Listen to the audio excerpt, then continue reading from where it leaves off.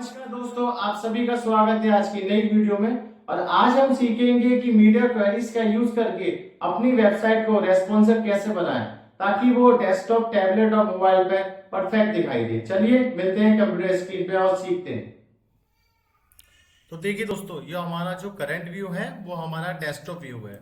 ठीक है, तो उससे नीचे अगर हम जाएंगे तो वो हमारा होता है टैबलेट व्यू।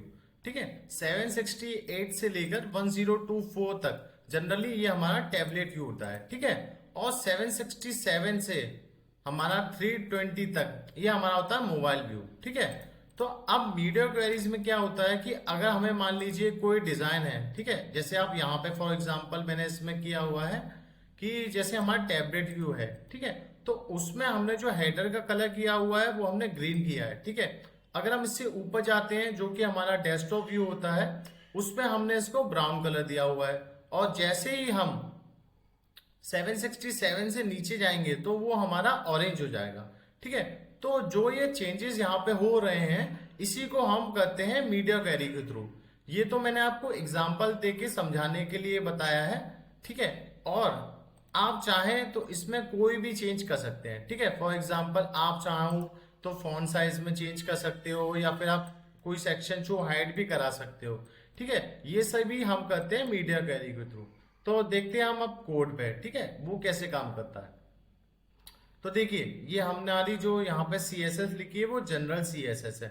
ठीक है, उसके बाद सबसे पहले यहाँ पे हमारा आता है डेस्कटॉप के लिए। मान लीजिए हमें अगर कोई भी स्टाइलिंग डेस्कटॉप के लिए करनी है, ठीक है, तो हम उस कंडीशन में यूज करते हैं मिनिमम विड्थ। ठीक है, मिनिमम मतलब होता है कि कम से कम 1025।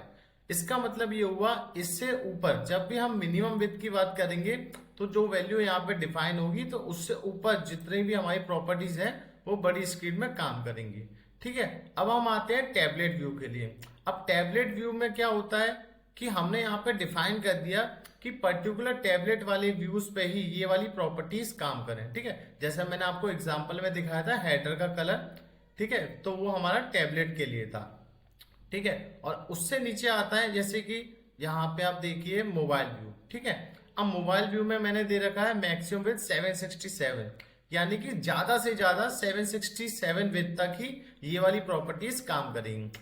तो जहां भी मैक्सिमम लिखा होगा तो उससे नीचे वाली पे काम करेंगी, और जहां पे मिनिमम लिखा होगा तो उससे ऊपर वाली प्रॉपर्टीज डिवाइस विथ पे काम करेंगी। ठीक है, तो अब देखिए जैसे कि फॉर एग्जांपल यहाँ पे हम कुछ करके देखते हैं एक बार। ठीक है, जैसे कि यहाँ पे 3 आ रहे हैं, ठीक है, मोबाइल में। अब मुझे चाहिए कि मोबाइल डिवाइस में कि ये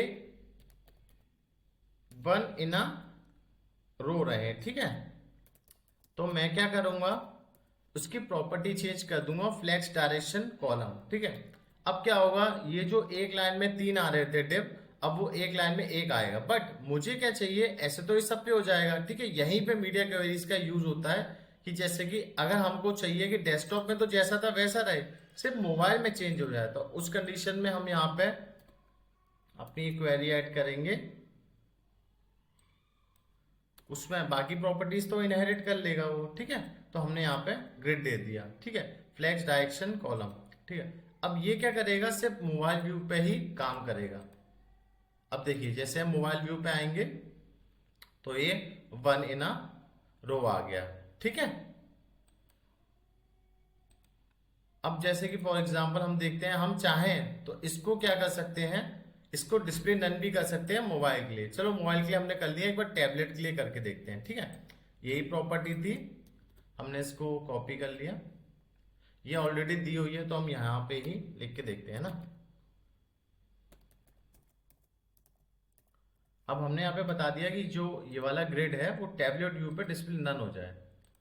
ठीक है, अब देखिए यहाँ पे ये नहीं आ रहा तो यहाँ पे हाइड हो गया। ठीक है, पर ये डेस्कटॉप पे शो होगा और ये मोबाइल डिवाइस पे भी शो होगा। ठीक है, अगर ये वीडियो आपको पसंद आई हो तो इसको लाइक, शेयर और सब्सक्राइब कीजिएगा। मिलते हैं अगले वीडियो में।